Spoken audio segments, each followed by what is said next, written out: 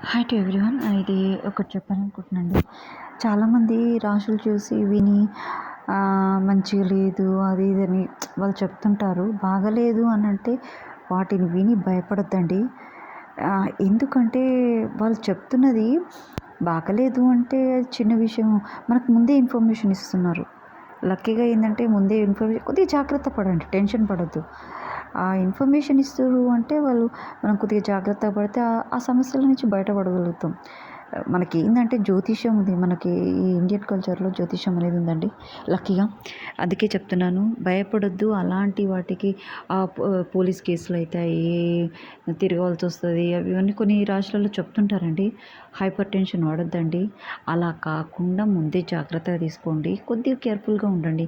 Unnecessary వాటి things పోకుండా ఉండండి.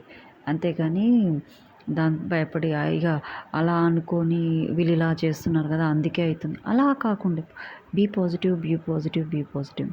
So you will be success. ఇలాంటివి కాకుండా ఉంటాయి మీ జీవితంలో.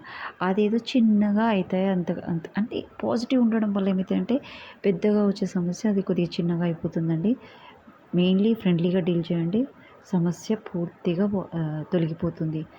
ఎంత చేసినా కూడా క్వైట్గా ఉండండి, ప్రశాంతంగా ఉండండి. Okay, thank you.